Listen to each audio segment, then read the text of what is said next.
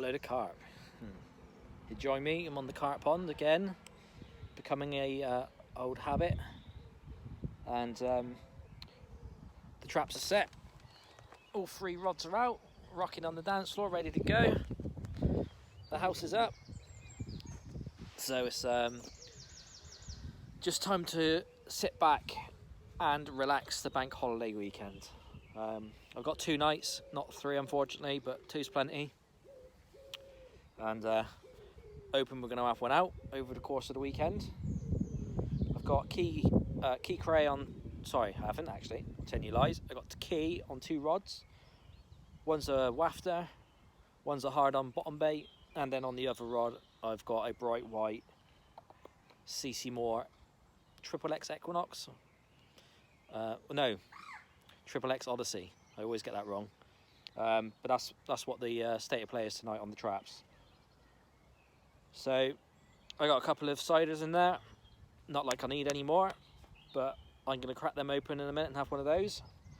Going to get a nice burger on the go, make myself a burger for my tea, and see what the night brings. Don't fall over. What I'm going to do, first and foremost actually, before I get that beer or that cider in me and that burger, is to quickly show you what I'm doing. So I've got this whole lake in front of me. It's not very big, as you can probably see. It is just, that's what we call it, the pond. It's very small. There's the right gems in here, as you've probably seen if you've seen my other videos when I've had them out. And I know that a lot of the fish have been coming out recently over there on that back weed line and just in front of the tree here. However, I'm going to do what I know best, and that would be that hole, there and there. So that's the plan of action. Gonna enjoy this. Cheers.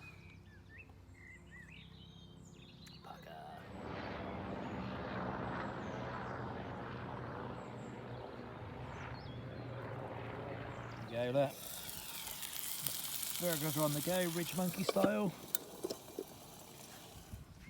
Got me sliced cheese, got me Tommy K, and a nice French stick.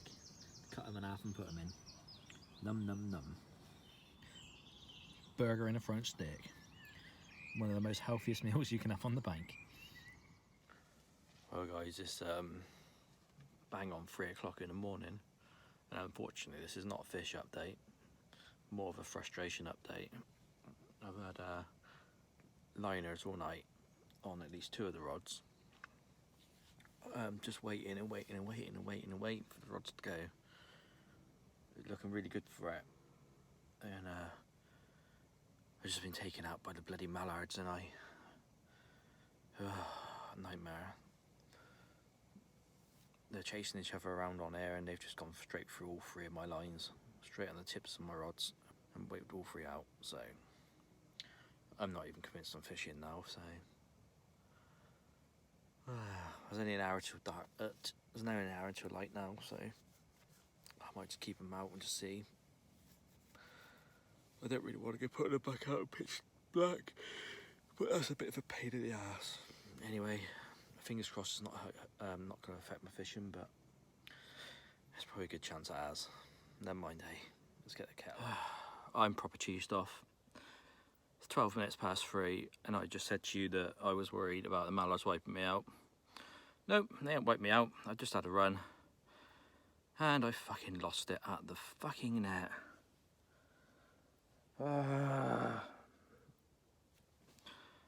What an absolute nightmare. I went out to have a wee after I done that last bit of a video. Stood over the rods, didn't have my head torch on me. I have now.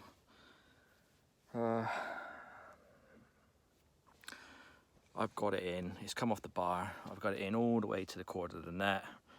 I've had it over the net, gone to scoop it, it's gone over the top of the net. I've had to play it again. I've got the fish back over the top of the net, it's hit the cord, and off it's popped, and it's gone.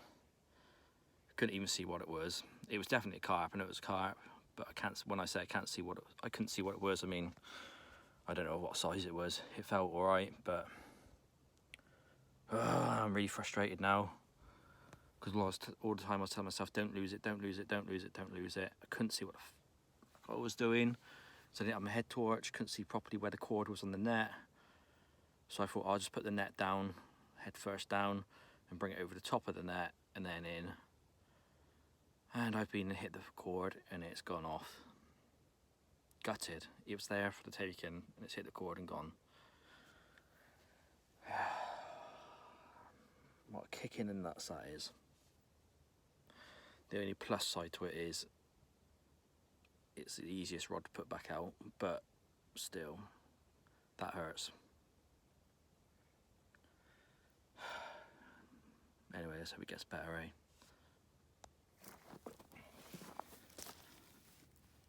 Let's just have a quick look what's happened.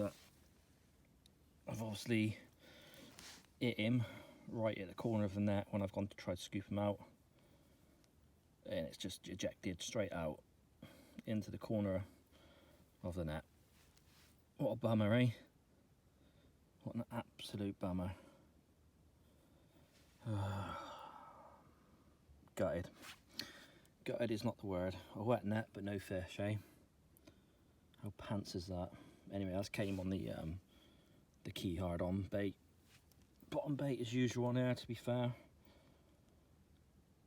The lead went away, which is a good sign, I suppose. The bead didn't, which is good. But that's all what's left in that one. Gutted. Absolutely gutted. Anyway, I suppose we've got to try and get this back out now. We'll check in later, guys. Well, that's the rod back out. Still feeling the effects of that though, still proper gutted. But I suppose every time you lose one, you've got to try and take the positives out of it. And there were a few. The lead got ejected safely. The rig was obviously still from rod. And everything done as it should have done. Just unlucky, I suppose, or being a bit clumsy on my part as well.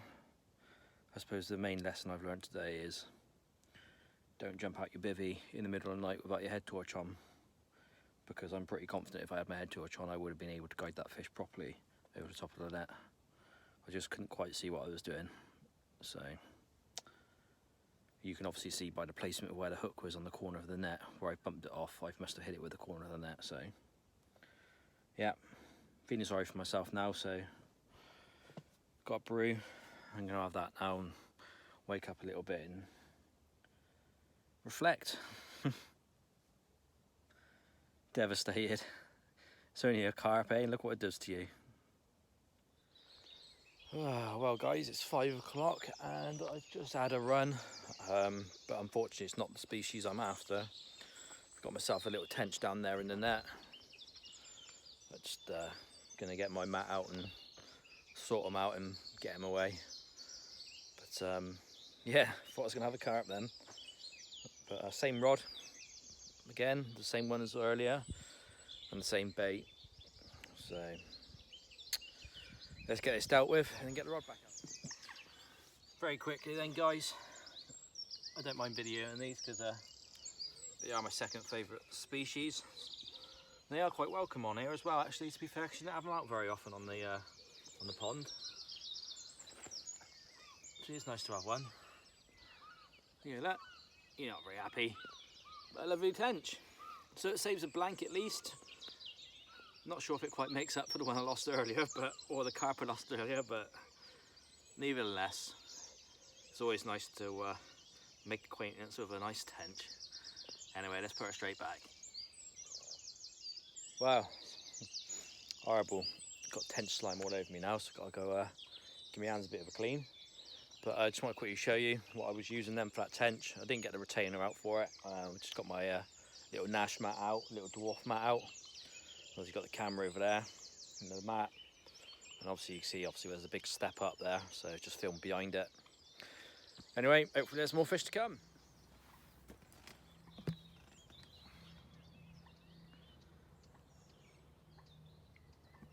Well guys, it's 25 to 12 in the afternoon, and there's a few carp out there breaking the surface, as you can see. I had them going on the floaters very briefly this morning. They did come up and take a few. I had three carp which I could see taken off the top, but unfortunately they were just out of reach, and they weren't being enticed enough, if that's the right thing to say, to come close enough to my hook bait. So I was obviously over there last night where the bib is, but what I've done for the afternoon, because I seen a carp right in front of my feet down there in the margins, I've put one out to the left on a white pop-up just off the tree which is pointing out over there, the dead tree, and then off the bush, if I can get my camera over there, somewhere off that bush, I've put a PVA bag and also a bag in front of that bush as well. There you go, that one's just stopped over on the surface. So yeah, I put a couple of bags out and they are patrolling that area, so they might get their noses down if they see the bags and have a look. I am hoping that the PVA bags, because I'm only using little leads, so that they're just going to sit on top of the weed, and they might be able to see that. But yeah, there's two out there at the moment I can see on the surface, so they're in the area, which is a good start. You can see there's one breaking the surface to the left of the screen at the moment. You can't you can't see it on the camera, but there is also one probably 3/4 to the right as well. Keeps coming up and breaking and then going back down again the surface. So they're out there. If it stays like this today, you can let his car go past the net. Alright, no, maybe not. I'm pulling over. If it does stay like this today, I am tempted to get the boat out. So we'll see what happens. Anyway, we're checking later. Do you know what, guys? It's only been a couple of minutes since I just shot that last video, but screw it. They are showing all the way out there, all off his trees and all off the weeds over there. I'm going to do something which people don't normally do, and I'm going to think outside the box. I'm going to bring my rods in, take a single floater rod out with me, put a life jacket on obviously, take some cat biscuits, and I reckon if I go and sit over there somewhere on the boat, just off the reed line, and cast across over here, I reckon I might have a couple out, you know. Anyway, let's go get a boat. Well, this certainly gives me a different vantage point. Yeah, the bib's all the way over there. This is where they were coming up to, just in front of me. So I'm just going to be quite quiet around there. I'll just put some floaters out. So if I see one come up, you can be sure that I'm going to have a go for him. There's a nice glowing spot over there. I might investigate that before I go back as well. You can learn so much, guys, by coming out on your water in a boat. Just make sure you're being safe. Make sure you have a life jacket on, of course. And if it's like summer stage, wear minimal clothing. Less weight if you do go get capsized. You're probably going to get twisted around like by the wind, but it's got to be worth it to have a go for these carp, innit? Got to try and try. You've got to maximise your time while you're on the bank, especially if you've got the tools available to do it. But anyway, guys, I'm going to put the camera away, because last thing I want to do is drop this iFind 8 in the lake and then have no footage. So I'm going to go back in my bucket and let's go see if we can find these carp. Well, I think it's safe to say that I found them. They're all up here, which is hardly surprising. Well, I say they're all. I did see some. I seen 5 or 6 right over in the corner down there as well, where I first went. But they were the small. They seemed like smaller carp. But the bigger ones seem to be right up here against the reed line. So not having anything off the top though. But they're not scared of the boat. They're swimming right underneath the boat. But my lens isn't good enough to see through the water, unfortunately. There's one right there. I don't think you're going to see it on the camera. There's a mirror. But yeah, I'm going to keep trying though. Definitely. See what happens. Someone else has obviously cotton bumped it as well because there's a yellow pop-up, orange pop-up there in the tree. So someone else knows. But yeah, boat's drifting now, so I better get back on the oar. Well, I've seen a good number of fish up here, and also some bigger ones. I had one of the smaller ones feeding off the top, but he only took 3 or 4 floaters. I'm going to go in this bush behind me now, typical, I'm trying to film. That's right, no drama. And I'm pretty sure I've seen barbs or cluster, it's one of the two, and I've also seen one of the half-lins, either posh or becks, so they're the bigger girls are playing up here in the reeds, playing it safe. It's been quite interesting though, because I've seen quite a lot of clear spots over the lake, so that's going to be helpful. And the weeds also died back quite a lot, so that means PVA bags more or less anywhere is going to be pretty good. And isn't it typical that from the bank, when you're putting floaters in, the carp are on the surface having it, but they're out of reach. As soon as you try and get an equaliser and go out on the boat, they ain't coming up from, they're not interested. Except from that one, which took a few off the top up there in the security of the snags. But yeah, I'm gonna have one more little look at the top. I'd like to have a look at that big mirror again, see if that was barbs or cluster. And then it's getting grey, so there might be some rain coming. I'm sure Jamie will be here soon as well, so better get the rods out and get sorted and decide what I want to do for tonight. Oh wow. I think I said this last year, but when I was struggling to catch at ISIS, that I should call it What a Load of Tench. Well, this session is What a Load of Tench, because I've literally just got out on the boat, put some wafters and some PVA bags off the side of the bush, and by the time I've actually got back on the bank with the boat, it's tore off.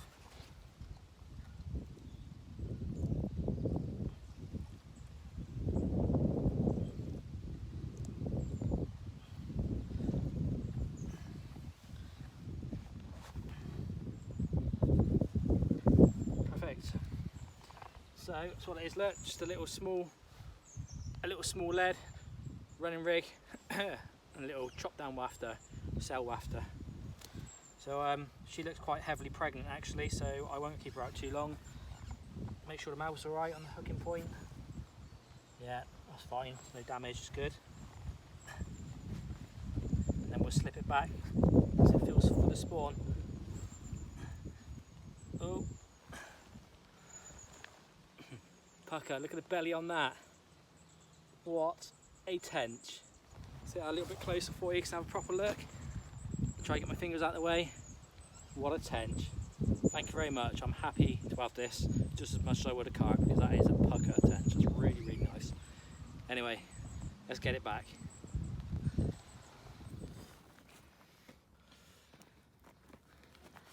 Ready? Yeah. You got your phone, take some pictures. Yeah, I'll take them as we go, yeah. Happy days. Not going to bother weighing him, he's probably, I don't know, £13, £14, something like that. Still a carp, still a pond fish, isn't it? Stunner. Yeah. Yes, I know, stay there, you twat. One which was apparently on the missing list as well, Jay. Yeah, I know, yeah. Get off and try and shoot you down. That's the thing about the scope, man, it's just so slippery, but you stay there. Go straight on him, mate. Straight on him, straight on him. That's it. Oh, wait, I'll turn him over. Yeah, go on. That's it. Right, nice one. That's better.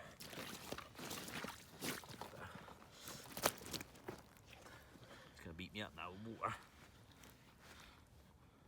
That's better. Yeah, there he is. I ain't gonna hang around, I'm gonna go put him straight back. There's no point weighing him, I've had him multiple times before. Lovely fish though. Stunner, shame he ain't £10 bigger. Nice. Happy Okay. days. Well done, Jamie. Nice one, mate.